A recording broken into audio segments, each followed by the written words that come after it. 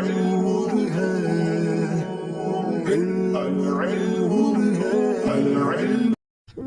الله الرحمن الرحيم. اللهم صل على سيدنا ومولانا محمد أفضل صلواتك بعدد معلوماتك وبارك وسلم وصل عليه. بسم الله الرحمن الرحیم. عزیز طلباء کرام، مختارات من ادب العرب سے بحمد اللہ تعالی آج ہمارا سبق نمبر 31 ہے، اور مضمون جو شروع ہوا تھا کیف ہاجر النبی صلی اللہ علیہ وسلم، آج اس کا ایک اور حصہ پیش کرنے جا رہے ہیں. تو بڑھتے ہیں اپنے سبق کی طرف. پچھلے سبق میں ہم نے پڑھا تھا کہ حضور صلی اللہ علیہ وسلم نے حضرت ابوبکر رضی اللہ تعالی عنہ کو روکنے کا کہا تھا کہ مجھے بھی اجازت ملنے والی ہے تو پھر ایک ساتھ ہجرت کریں گے. لہٰذا ابوبکر رضی اللہ تعالی عنہ اپنے گھر میں 2 اونٹنیوں کو پال رہے تھے اور چپکے سے اس کے لیے چارے وغیرہ کا بندوبست کیا کرتے تھے. پھر ایک دن اچانک ظہر کے وقت، کہ جس وقت آپ صلی اللہ علیہ وسلم کے آنے کا عام طور پر معمول نہیں ہوتا تھا، آپ ابوبکر رضی اللہ تعالی عنہ کے ہاتھ تشریف لائے اور اندر آنے کی اجازت مانگی. جب آپ صلی اللہ علیہ وسلم کو اجازت ملی اور اندر داخل ہوئے تو آپ صلی اللہ علیہ وسلم نے حضرت ابوبکر رضی اللہ تعالی عنہ سے کہا کہ حکم آ چکا ہے ہجرت کا. ابوبکر رضی اللہ تعالیٰ عنہ نے اپنے بارے میں دریافت کیا تو آپ صلی اللہ علیہ وسلم نے فرمایا کہ آپ میرے ساتھ ہوں گے. لہٰذا انہوں نے اپنے ایک اونٹنی حضور صلی اللہ علیہ وسلم کو ہدیتاً اور عطیتاً پیش کرنا چاہیے. آپ صلی اللہ علیہ وسلم نے کہا کہ آپ کی اونٹنی میں لوں گا، مگر اس کی قیمت میں آپ کو ضرور دوں گا. اب یہ سفر روانگی کا شروع ہوتا ہے تو اس کے بارے میں حضرت عائشہ رضی اللہ تعالیٰ عنہ اپنی روایت جاری رکھتے ہوئے فرماتی ہے، قالت عائشہ، تو حضرت عائشہ صدیقہ رضی اللہ تعالیٰ عنہ فرماتی ہے، فجہزنا احس الجہاز، ہم نے ان دونوں کے لیے جلدی سامان سفر تیار کیا. وصنعنا لہما سفرۃ فی جراب، اور ان کے لیے زاد راہ توشادان میں رکھا. فقطعت اسماء بنت ابی بکر قطعة من نطاقها فربطت به على فم الجراب فبذلك سمیت ذات النطاق. تو حضرت اسماء بنت ابی بکر حضرت عائشہ صدیقہ رضی اللہ تعالی عنہ کی بڑی بہن ہے.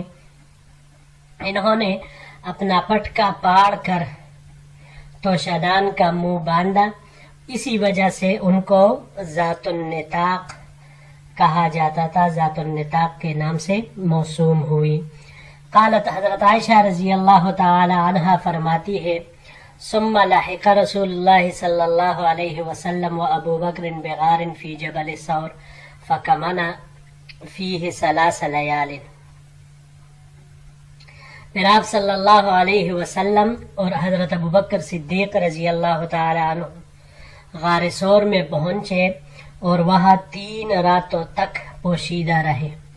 یبیت عندہما عبداللہ ابن ابی بکر، حضرت عبداللہ ابن ابی بکر ان کے ساتھ رضی اللہ عنہما ان کے ساتھ رات گزارتے تھے.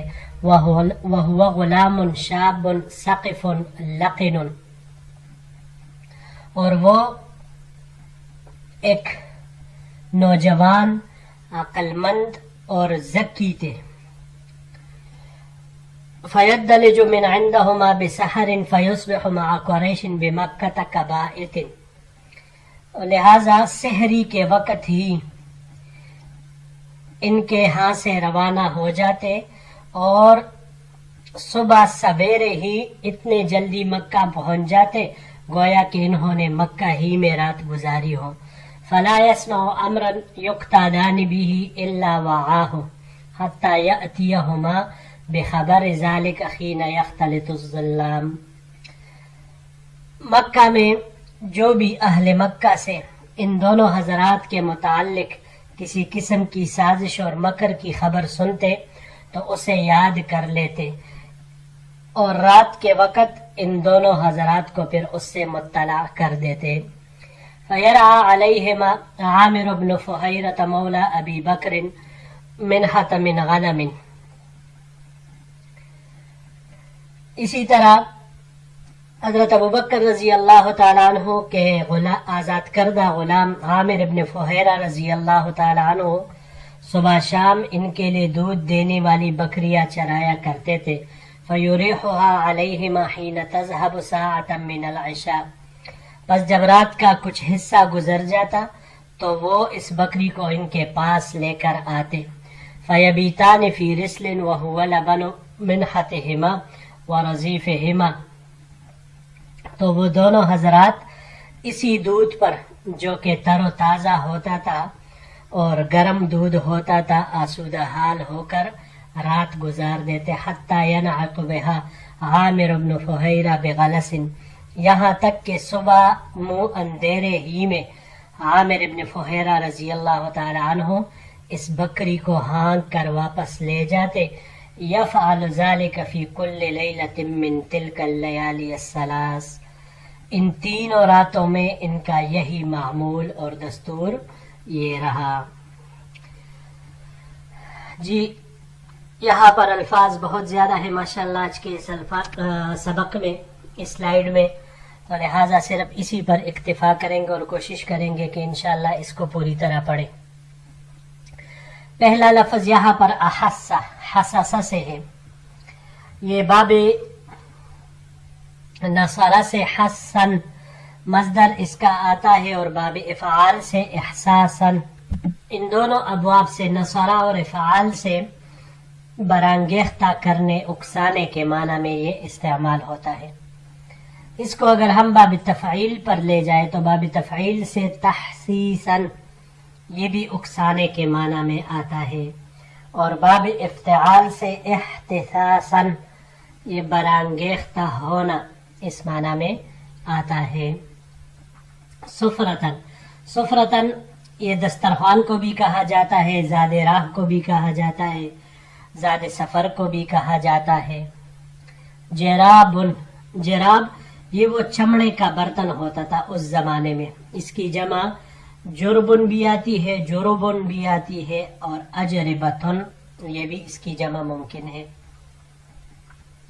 من نطاقها، نطاق، نطق اس کی جمع آتی ہے، پٹکے کو کہا جاتا ہے. یہ کپڑے کا ایک ٹکڑا ہوتا ہے جس کو عموماً اس زمانے میں عورتیں کمر پر باندھتی تھی، جس کا بالائی حصہ نچلے حصے پر اور نچلا حصہ زمین تک لٹکتا رہتا تھا. ایک قسم کا وہ ایک پیٹی یا کمر بند بھی اسے کہہ سکتے ہیں.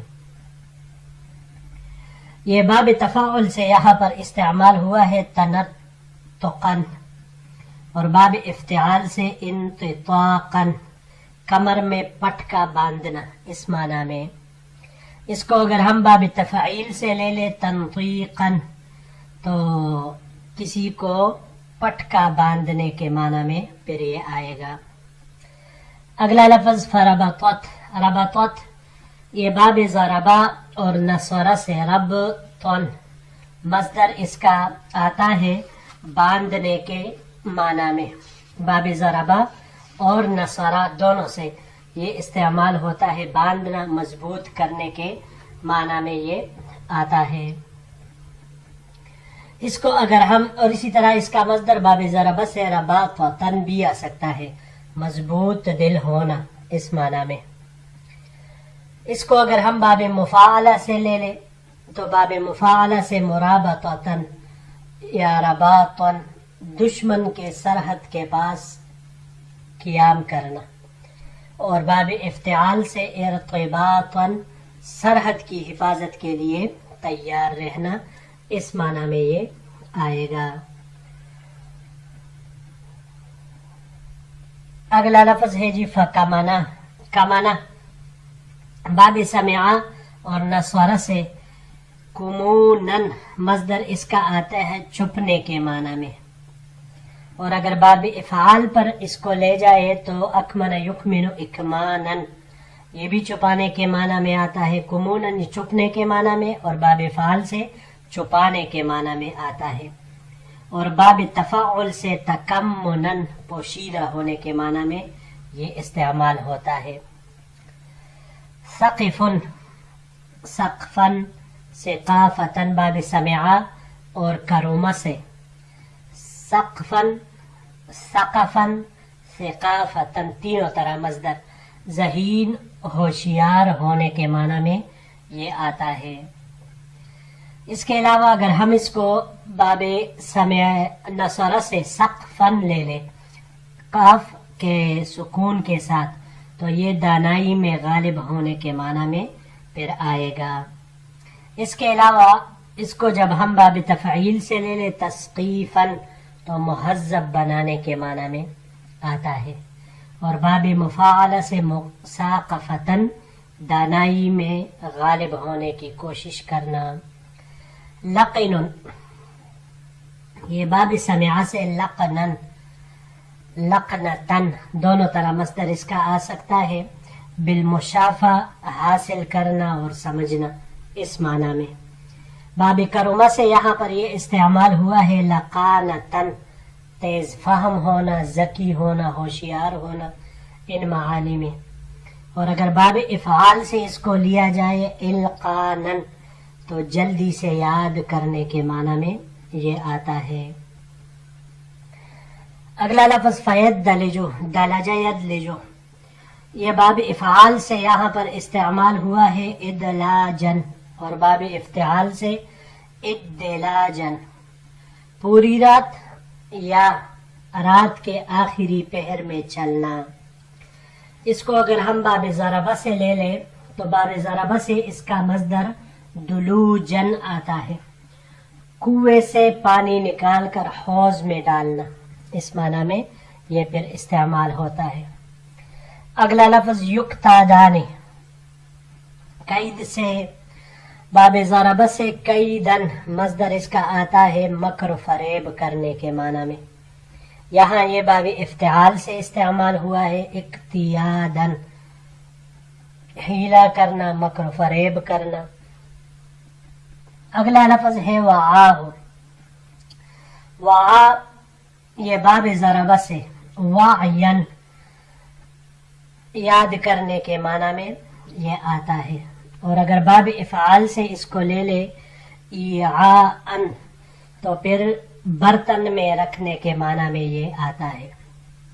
باب استفعال سے اگر اس کو ہم لے استیعاءن مصدر اس کا آئے گا پورا کا پورا لینا، سارا لینا، اس معنی میں یہ پھر آتا ہے۔